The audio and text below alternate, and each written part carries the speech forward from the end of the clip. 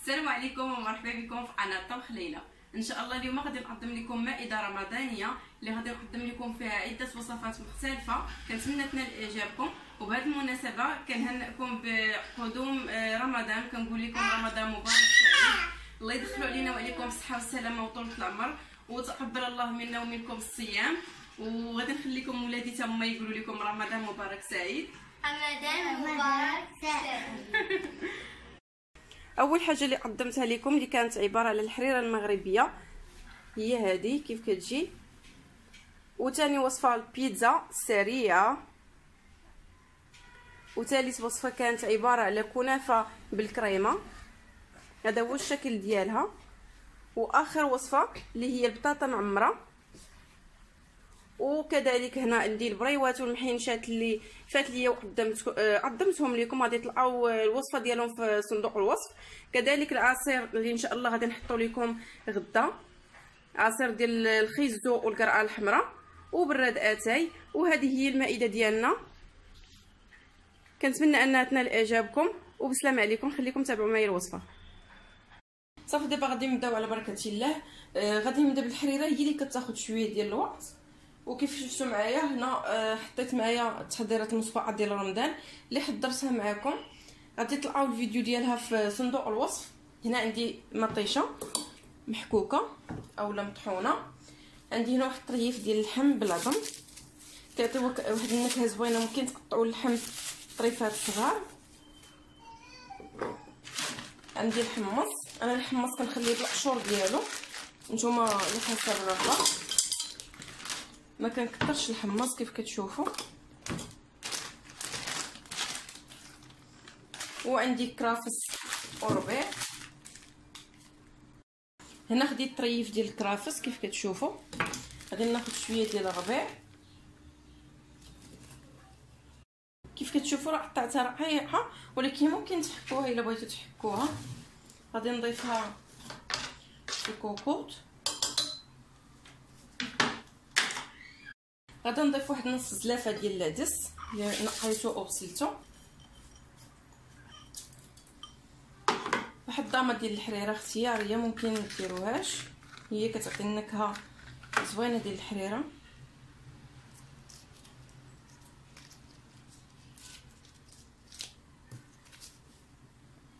بالنسبه للتوابل غادي نضيف واحد معلقه صغيره ديال الخرقوم بلدي، معلقه صغيره ما تكونش عامره ديال السكنجبير، ومعلقه صغيره ما تكونش عامره ديال الابزار. هادو هما التوابل اللي كنحتاج في الصافي. غادي نضيف الملحه دائما كتبقى على حسب الضوء.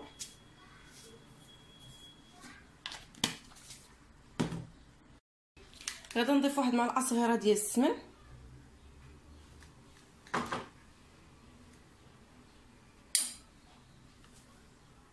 صافي دابا غادي نضيف الماء الكافي اللي غطيب لينا فيه الحريره. انا ما كنقليهمش، كندير كلشي في مره واحده وكنديرها الطيب.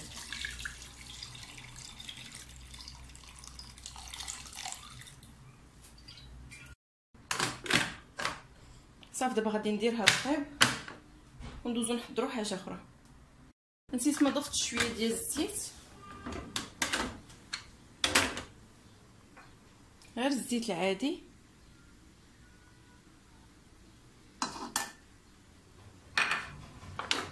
صافي دابا غادي نخليها تطيب على خاطرها.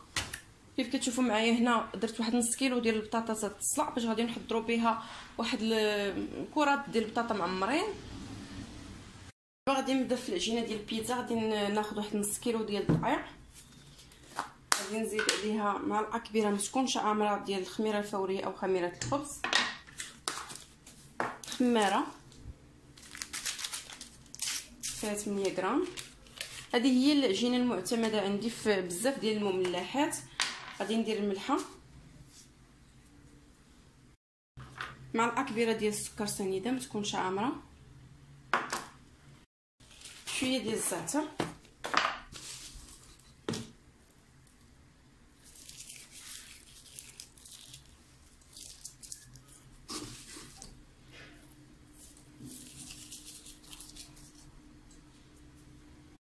واحد 2 معالق كبار ديال الحليب بودره،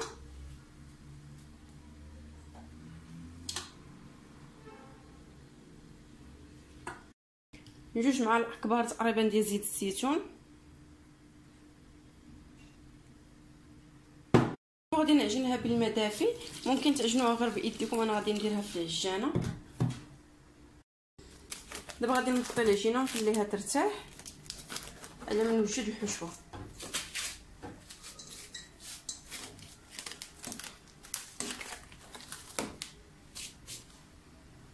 صافي دابا كيف كتشوفوا معايا الحشوه ديال البيتزا غادي نديرها بسيطه.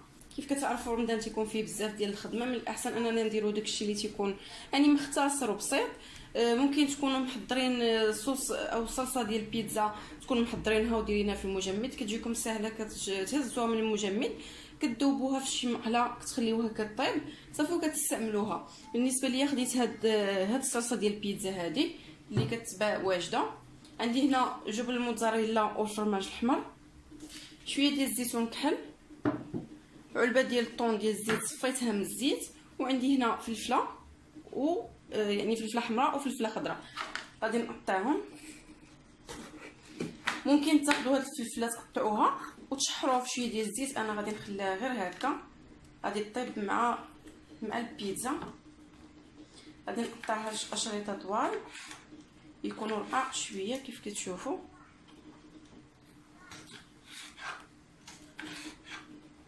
انا كتعجبني الفلفله في البيتزا، كتجي زوينه، كتعجبني كثيره، ولكن ما غاديش نكثرها على قبل الدراري ما كيبغيوهاش بزاف.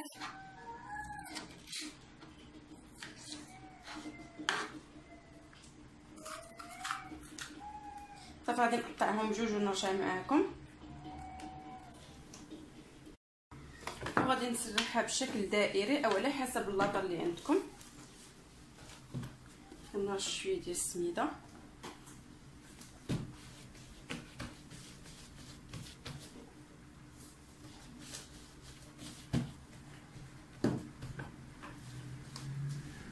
كنديرها رقيقه شويه باش ما تجيناش حيت كيف شفتوا معايا راه فيها الخميره، يعني غادي تجي غليظه الا ما رققتوهاش.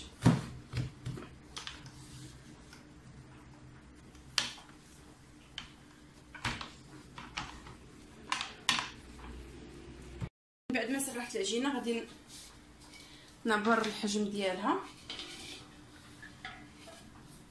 وغادي نقطع. بالنسبه للعجينه الاخرى غادي نخبيها في الثلاجه حتى وكان غدا ان شاء الله نديرها في الفطور. نديرها على شكل بسيطلات صغيورين، عفوا بيتزات صغيورين.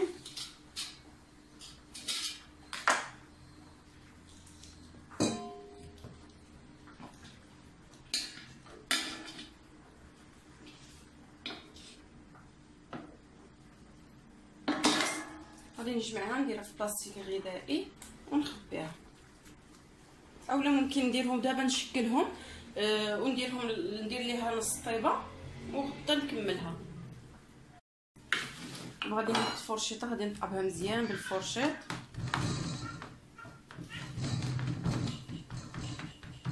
وغادي ناخذ الصلصه ديال البيتزا،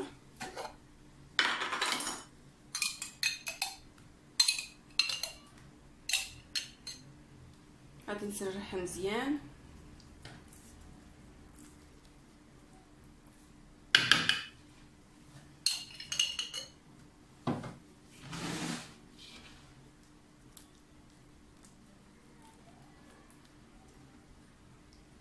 باش هاد الشنب ما يجيوش بيضين حتى هما، غادي ندير فيهم شويه بحال هكا. غادي ندير الطون كنفرتو بحال هكا.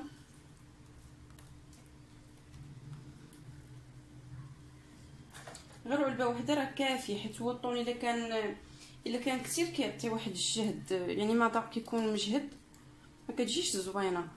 الا كان هكا خفيف تتجي زوينه. ومرا الطون راه صفيتو من الزيت.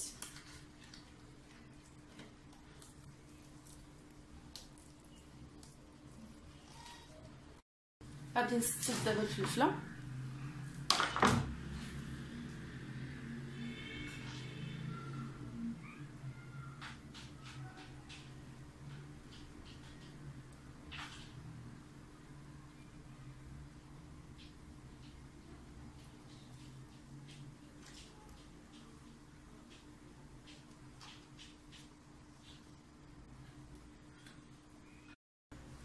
دابا غادي ندير جوج الموتزاريلا.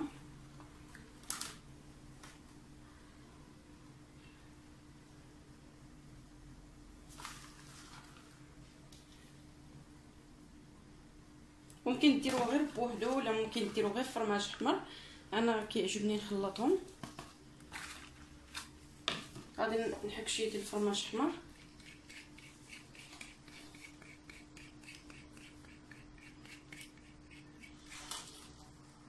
غادي ندير الزيتون،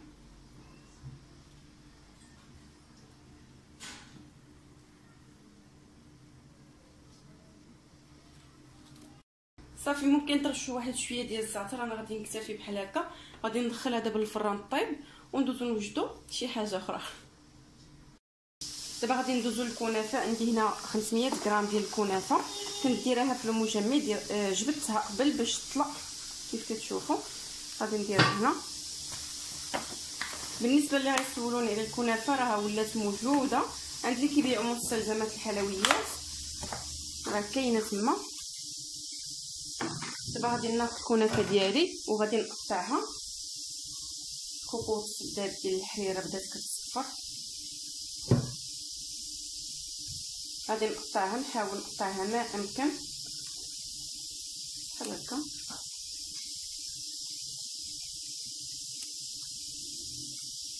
حيت هي راه كتكون طويله بزاف. نقطعها ومن بعد غادي نبدا نحل فيها. صهيب صايم صايم.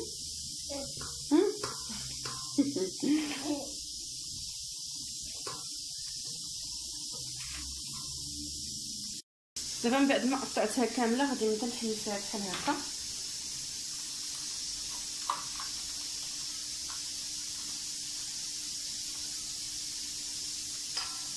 خاصها تحل كامله باش ما تجيناش معجنه.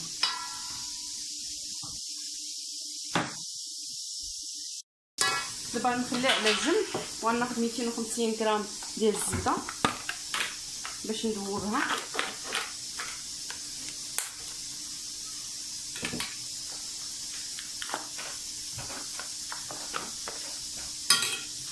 من بعد ما دابت الزبده ديالنا غادي نديرها على الكنافه وغادي نصفي من هذاك الماء، ما نديرهاش كامله.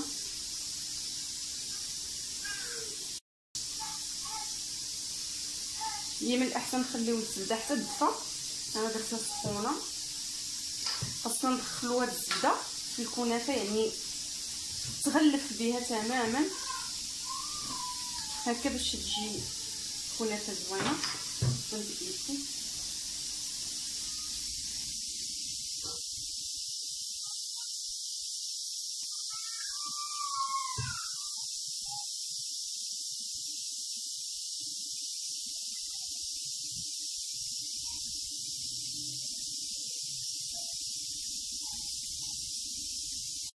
صافي. دابا كيف كتشوفوا معايا الحشوه ديالي او الكنافه ديالي كلها غلفتها بديك الزبده وكتكون مفرته بحال هكا. دابا غادي نوجد الحشوه اللي غادي تكون الوسط.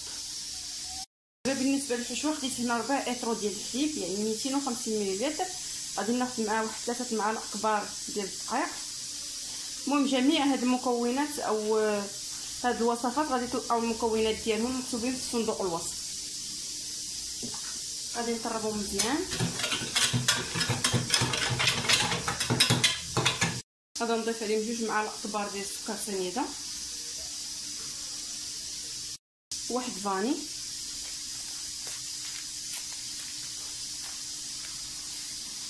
صافي. غادي نطرب مزيان وكنديرها فوق البوطه حتى كتعقد.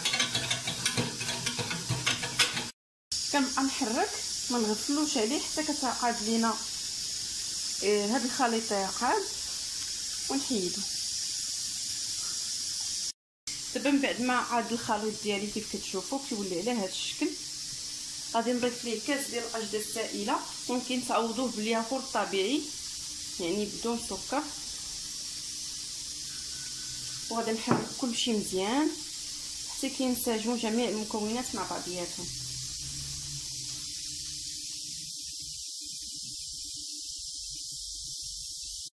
صافي كيف كتشوفوا تخلطوا مزيان. غادي نخليهم على جنب يكون الخليط ديالنا طايل بحال هكا. غادي ناخذ المول اللي غادي ندخل الفران، غادي ندير فيه نص الكميه ديال الكنافه.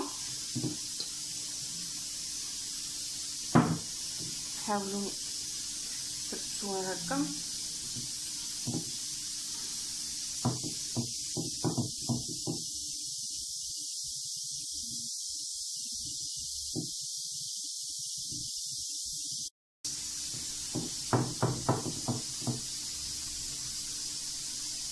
غادي نضغط عليها هكا باش تاخذ الشكل ديال المول.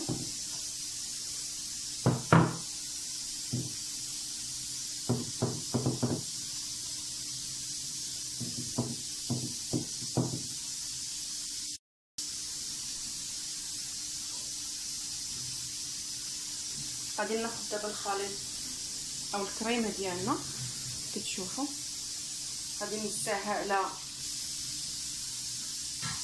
كنافه.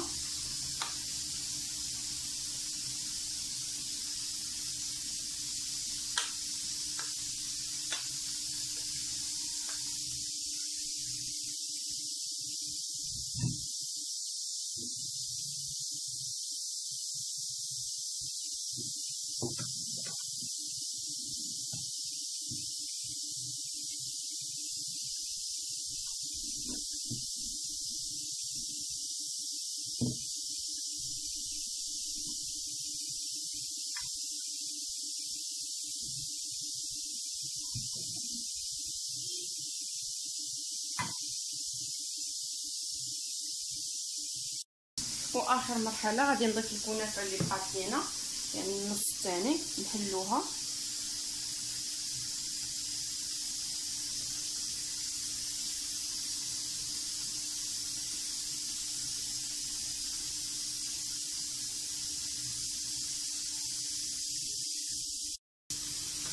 دابا من بعد ما درت الكنافه كطيب غادي نوجد السيرو باش نخليوه يبرد، وغادي ناخذ 2 كيسان ديال السكر سنيده و2 كيسان ديال الماء، الكيسان صغار ديال اتاي. غادي نديرهم فوق البوطه حتى كيغلاو ونطفي عليهم. غادي ناخذ البطاطا وغادي نطحنها، ممكن تسمعكوها غير بالفورشيط.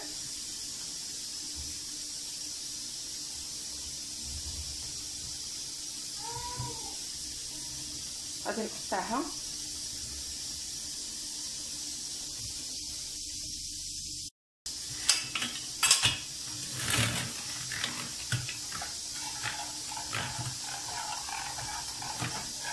ومن الاحسن انكم البطاطا تخليوها حتى كتبرد عاد طحنوها، حيت الا طحنتوها هكاك سخونه كتولي لكم يعني جاريه ماشي شاده راسها بحال هكا كتشوفوا.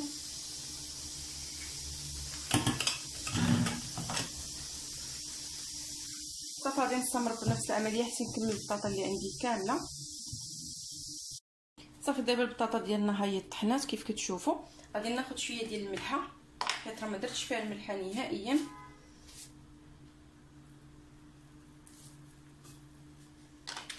وغادي نعجنها بايدي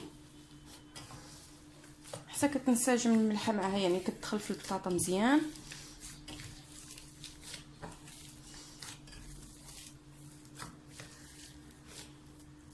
دابا من بعد ما طاب الحمص والعدس طفيت عليه، غادي وشعلت عليه من بعد العافيه. غادي نضيف واحد شويه ديال معرونيه خاصه بالحريره،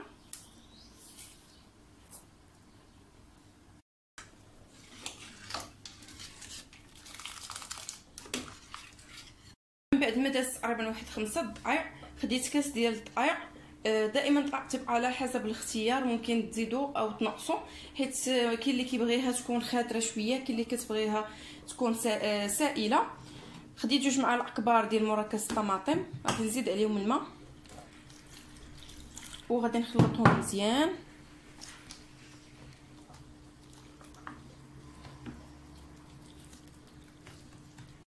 صافي الخليط ديالي ولا على هذا الشكل. دابا غادي نزيدو في الكوكوط، كنبقى نزيد بشويه بشويه بشويه وفي نفس الوقت كنخلط.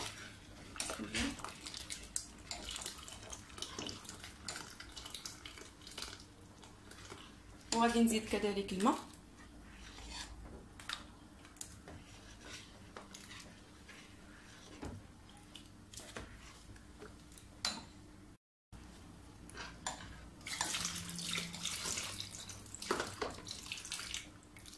حتى كنحصل على الخليط اللي بغيت.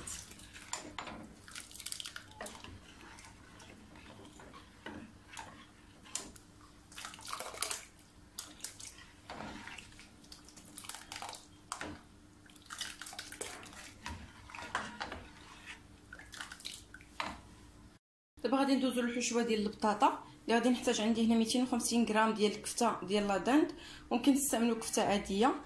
عندي واحد شويه ديال بودره ديال الثومه، شويه ديال الابزار، غادي نضيف لها شويه ديال الابزار. غادي نضيف معلقه صغيره ما تكونش عامره ديال الخرقوم بلدي، نص معلقه صغيره ديال السكنجبير،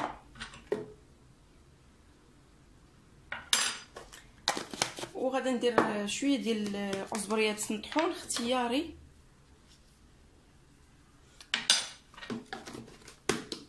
ملحه دائما كتبقى على حسب الضوء، واحد شويه ديال الزيت. صافي غادي نشحر هاد الكفته ديالي حتى طيب بوحدها بحال هكا ونرجع معكم. صافي الحريره راه طفيت عليها كيف كتشوفوا راها طابت.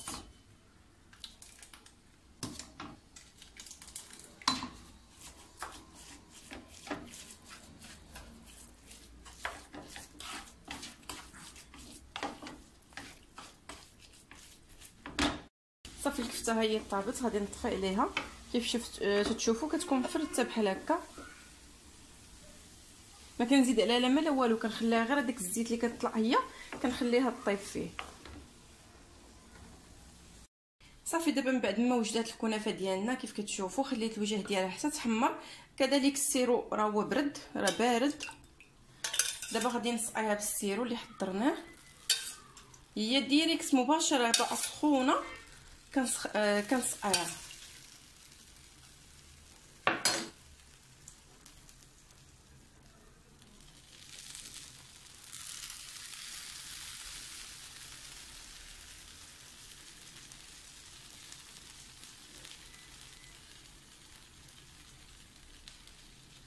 صافي دابا غادي نخليها على جنب على ما تشرب السيرو مزيان وتبرد، ومن بعد كنقدموها. صافي دابا غادي ندوز لاخر وصفه ديال البطاطا اللي صيبنا مع بعضياتنا، اللي درت فيها شويه ديال الملح صافي. غادي نحتاج الحشوه ديالها، غادي نحتاج هاد الكفته اللي صيبناها. عندي كذلك طرونش ديال الفرماج، شويه ديال الزيتون خضر مقطع دوائر، بيض مسلوق، وغادي نحتاج الفورص، وهنا عندي سميده رقيقه وبيضه مطربه. دابا غادي ناخذ بلاستيك غذائي، ناخذ شي طريف منه،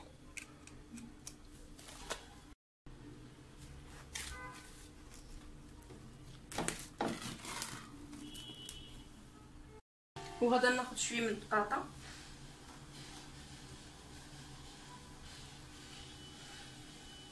غادي نشكلها بحال هكا وكنقرصها فوق هذاك البلاستيك الغذائي.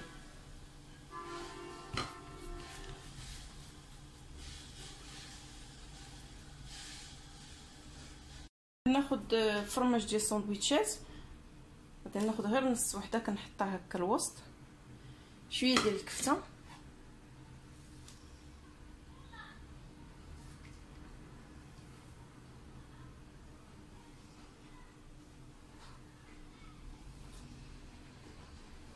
شويه ديال الزيتون مقطع دوائر،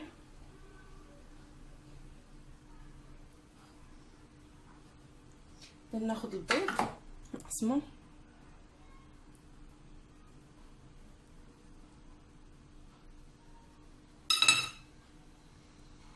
كنديرها هنا. دابا كناخذ هاد الشيء ديال البلاستيك الغذائي، كنحاول نجمع البطاطا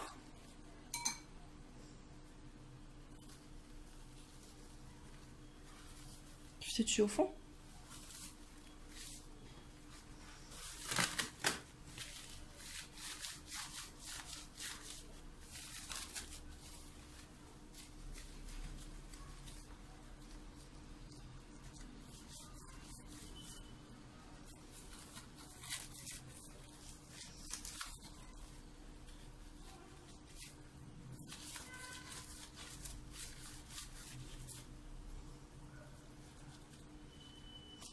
انا درتهم كبار شويه، نتوما الا بغيتو ديروهم كبر من يعني صغر من هادو ممكن، داكشي اللي كتبغيو نتوما.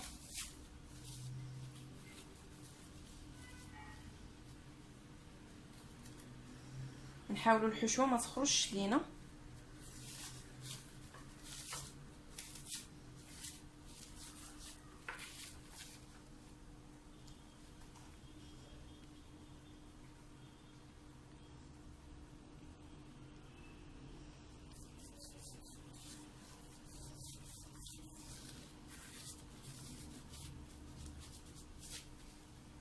غادي ندير البيض هنا بشي حاجه تكون كبيره.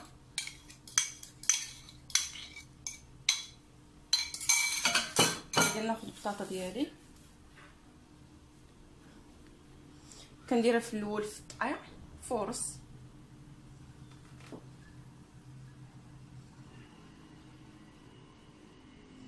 من بعد كنديرها في البيض، ومن بعد في السميده الرقيقه. الزيت درتو كيسخن مباشره غادي نبدا نقلي.